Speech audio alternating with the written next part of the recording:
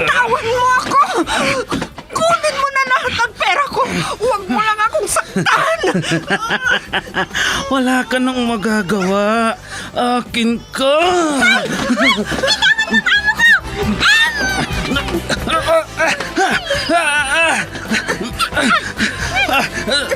Sino kang pumulupot sa likod ko? Bumaba ka dyan.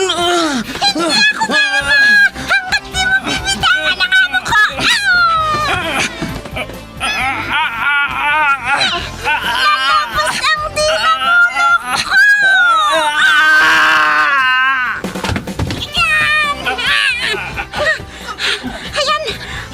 Natumba na siya, madam! Salamat, Pepita! Salamat! Super Pipita, ang balikbayan na OFW, survivor mula Iraq, palaban sa hirap at nakahandang magsakripisyo sa ikabubuti ng karamihan, kabilang sa mga naturingang bagong bayani ng bansa. Super Pipita, isang dula na kung saan inyong mapapakinggan ang iba't ibang pakikipagsapalaran ng isang OFW. Super Pipita, mula sa Lovelet Artist and Talent Center Drama Productions, handog sa inyo ng #1 and most trusted radio network in the country, Bombo Radio Philippines. Basta Radio Bombo.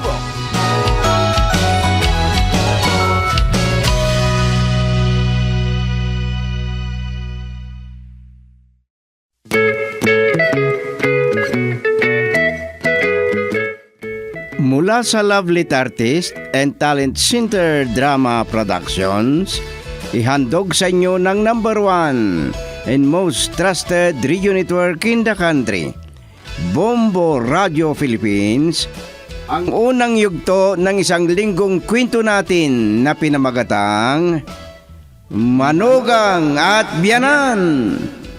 Dito sa ating dula, Super Pipita.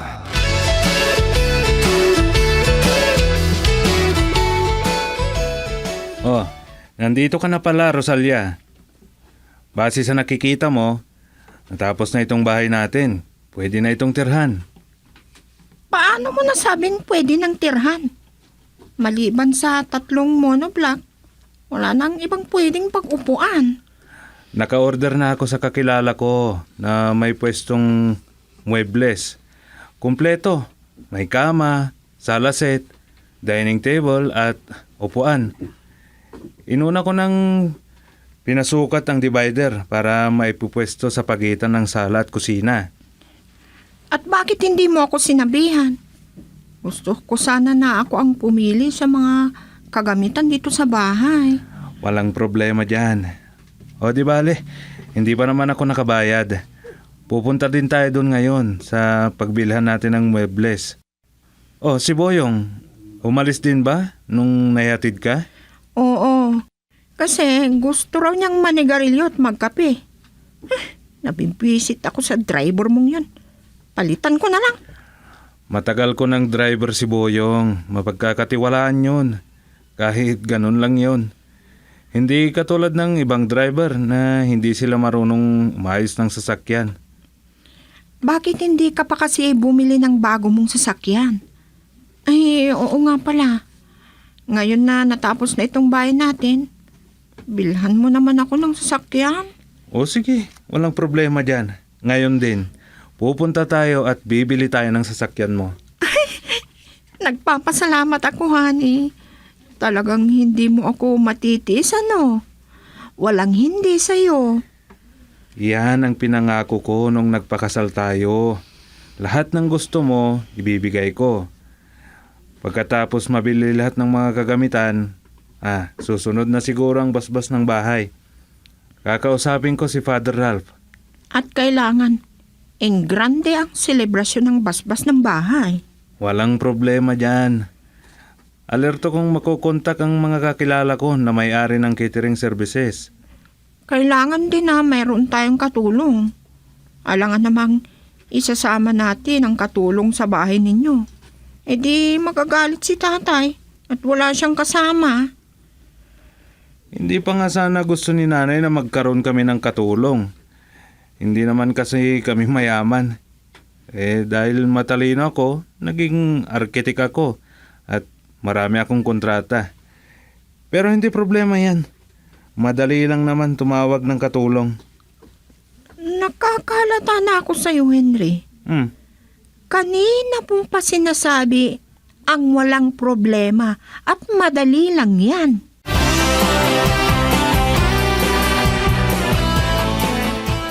Ito ang pinagmamalaki ko sa'yo, Pipita. May dala ka na namang merienda natin. Ano naman na ang oras? Merienda time na. Ay, tigil niyo muna yan. Ikaw lang pala. Nasaan si Kulas? Ay, umuwi saglit sa bahay nila. May pinagawa daw ang asawa niya. Pumunta siya dito kanina. Ganon? Ang asawa pa niya ang nagpaalam kay Kulas. Para kay Kulas? Oo. Saglit lang daw. Pero wala pa naman. Ay, baka na traffic. Ikaw naman kamuto. Saan naman siya matatraffic? Paano? Hindi naman siya itong pararating. Tingnan mo, iba naman. Ay, si Tatay Kulo. Oo, si Tatay Kulo at si Tandang Pumpunyago ang sumusunod sa kanya. Hay, ngayon ko lang sila makita ulit. Sunod-sunod naman kasi ang pagiging kasambahay mo. Pero kahit ako, ngayon ko lang makita ang dalawang nagsabay.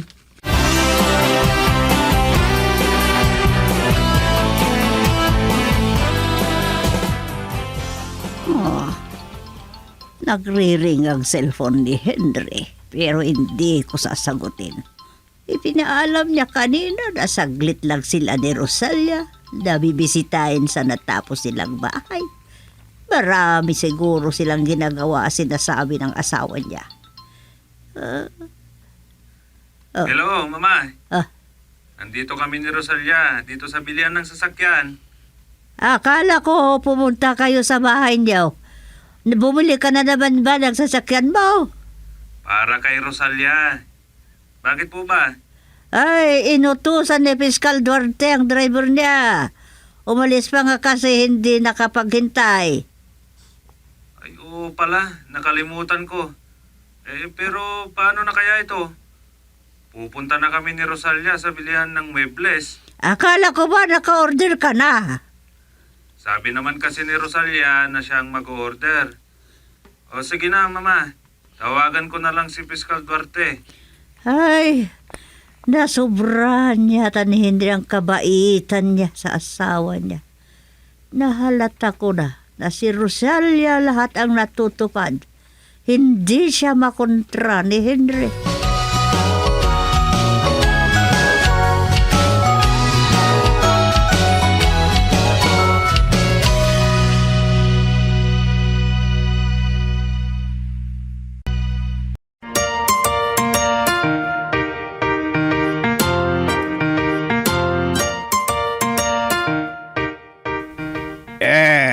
Maniwala kasi kayo. Yung binahay ni Henry na manugang ko, ang pinakamaganda na nakita ko. Magaling na arkitek. Ang masasabi ko ngayon. Ay, huwag niyo patagalin ang baso niya. Tagay, huwag niyo kong titigan. Baka maging bakla kayo sa kagwapuhan ko. Kung maubos ito, pumunta kayo ulit. Humingi sa aking mahal na si Ika.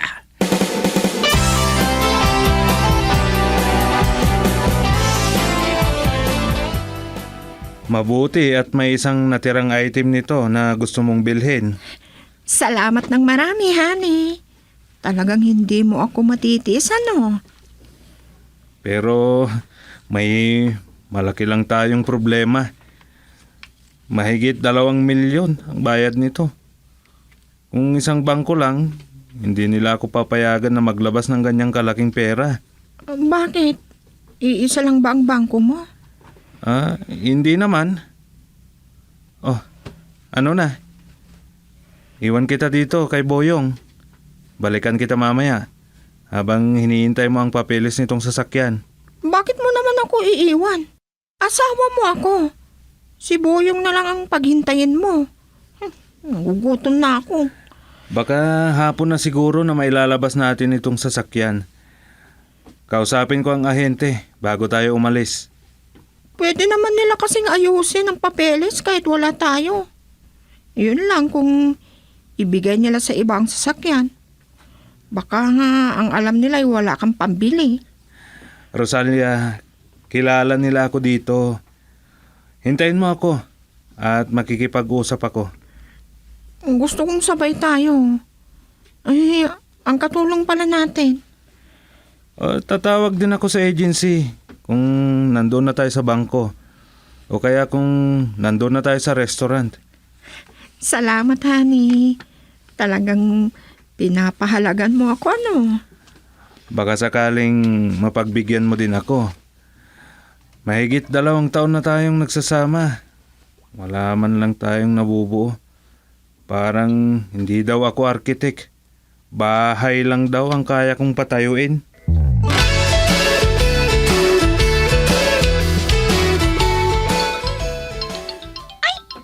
Marapait agency ang tumatawag sa akin. Magiging kasampay na naman ako. Hello po! Magandang araw din sa inyo, madam! Ay, salamat kung magiging kasambayan na naman ako. Salamat po dahil sa pagtitiwala. Sige po, madam. Bye! Ay, ano na naman kaya naghihintay na kapalaran ko sa mga susunod na amo? Wala pa naman akong naranasan na hindi ko natiis ang mga ugali sa pagkakatulong ko. Okay naman siguro.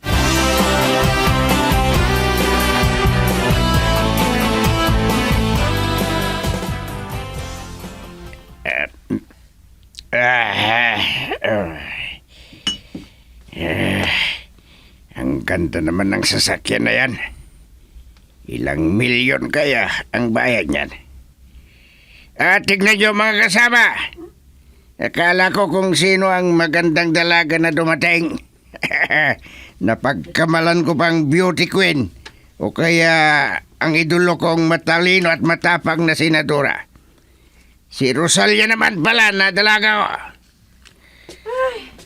Maghapon na naman sigurong umiinom kayo, itay.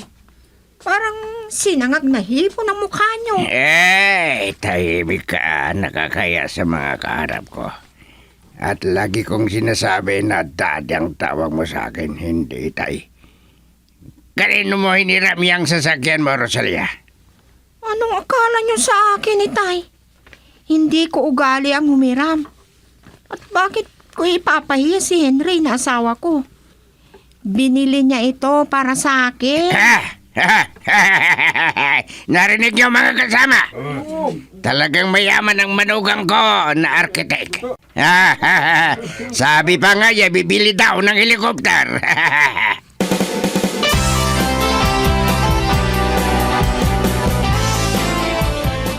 Isasama sana kita sa pag-uwi ko para doon na lang tayo sa bahay nila Henry maghapunan, itay. Pero paano na? Lasing naman kayo. Ano ba naman yan na ugali mo? Ikinahiya mo ako bilang tatay mo. Si Henry ang mayaman, hindi ang biyanan mo. Huwag kang mahiya sa biyanan mo. Ito na nga ba ang sinasabi ko sa inyo, itay? Para kayong palakang nalagyan ng tubig kung malasing kayo. Sinabi ko na nga na daddy ang tawag mo sa akin. Ano? Ay pagdamot mo na sumakay ako sa binili mong sasakyan. Hindi mo naman perang pinambili mo. Pera ng arkitek na manugang ko. Matulog na lang muna kayo, itay. Daddy, pasok na din ako sa kwarto ko. Gusto ko nang magpahinga.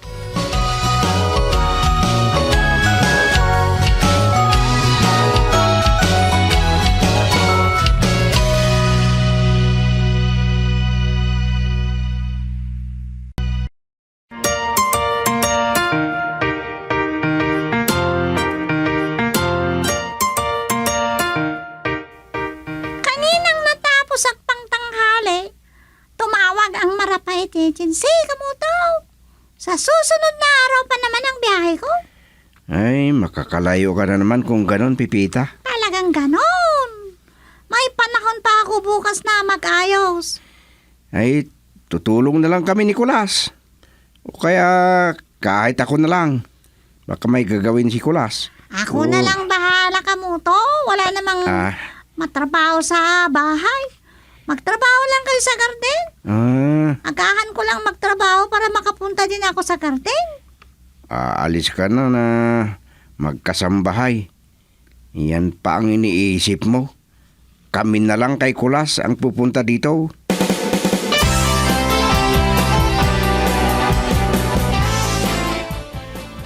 Hapon na nung naasikaso kong pumunta sa bahay si Piskal. Pagkatapos naming pinasyal ni Rosalia ang natapos naming bahay, naghanap pa kami ng sasakyan niya. Talagang binilhan mo ng sasakyan ng asawa mo, Henry. Lahat ng hingiin niya ay binibigay mo. Siya ang nagdidesisyon. Huwag niyo na sanang problemahin yan. Kailan naman kayo lilipat sa bahay ninyo? Kapag kumpleto na ang kagamitan sa bahay at may mangyayari pang selebrasyon, kailangang mabasbasan ang bahay. Malaki na naman ang gastos kung ganoon. Ilang milyon na ba ang nagastos mo sa pagpapatayo ng bahay ninyo? Kung pwede lang sana, dito na lang kayo sa bahay. Kailangang bumukod kami. Ang asawa mo? Siyempre matutulog dito kasi mag-asawa na kami. Tawagan ko na nga. Baka sasama si Daddy Banong na biyanan ko.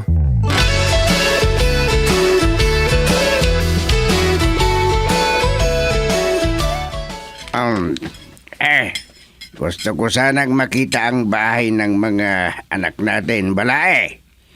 Pero madilim naman na kanina. Pero sigurado ako na maganda. Ilan lahat ang nagastos mo, Henry? Mahigit 15 milyon, Daddy. At saka ang mga mabibili pang muebles. Baka may maidadagdag pa, honey. Mama, hindi yata kayo gutom?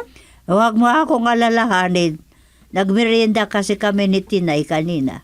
Sa laki ng bahay niyo, baka 2 o 3 ang kailangan na katulong niya. Kailangan ni Tina yang kasama. May iwan si Tinay dito sa bahay, Daddy. Para siya ang kasama ni Mama. Isa lang ang sinabi ko sa agency na kukunin naming katulong. Kailangan na sigurong ihanda mo ang sarili mo, Rosalia. Baka makatagpo kayo ng tamad na katulong. Makakatikim din yun siguro kung hindi maganda. Mapapaalis agad. Kung hindi makakaya ng katulong na kukunin ng mag-asawa ang trabaho, utusan ko si Tinay kung gaanoon, kahit tutulong pa ako. Ay, nakakaya naman sa'yo, balay. Kakausapin ko si Inday na kapitbahay namin kung nagkatulong naman siya sa Manila.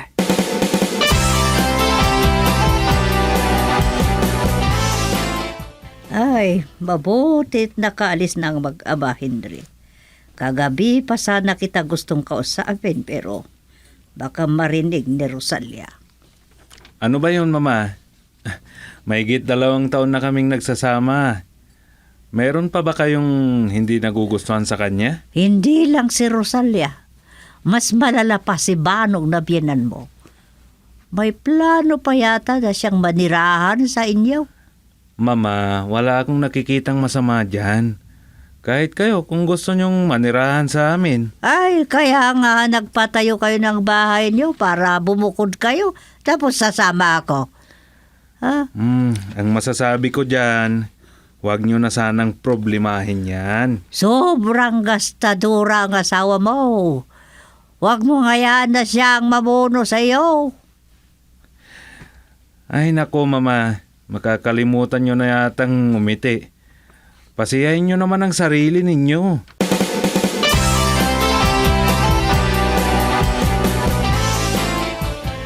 Talagang maganda at malaki ang bahay nyo.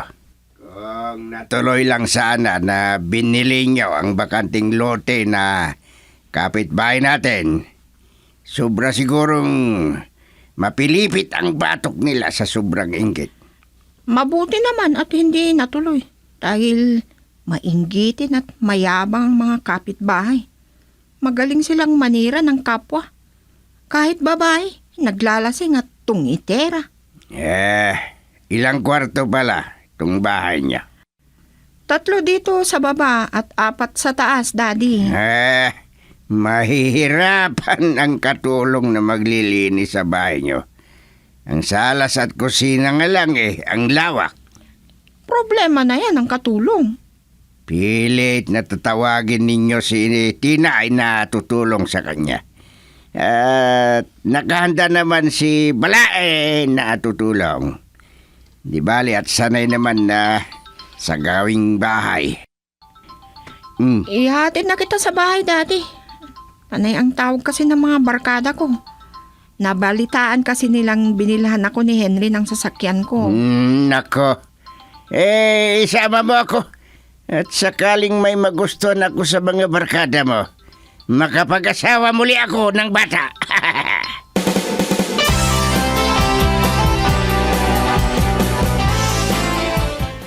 Kasama ko ngayon ang mga barkada ko, honey. Mamamasyal kami sa tabing dagat. Oh, may usapan pala kayong mag-picnic ng mga barkada mo. Sinabi mo sana kay Ate Tinay para nakapaghanda ng baon ninyo kaninang umaga. Hindi problema yan, Henry.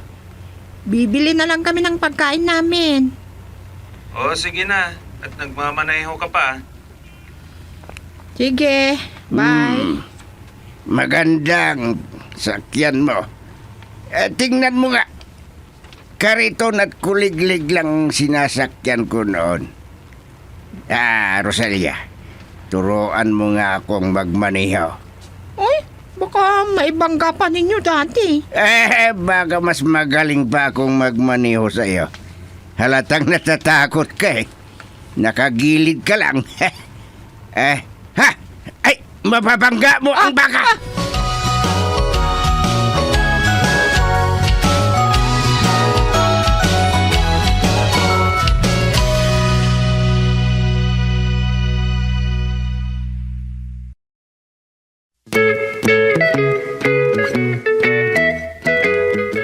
Ano pa ang mga susunod na mangyayari?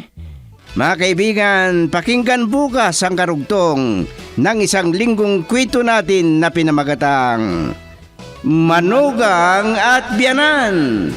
Dito sa ating dula, Super Pipita.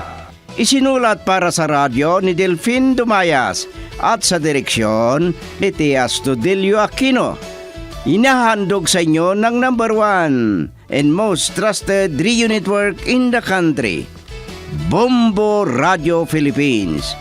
Basta Radio. Bombo!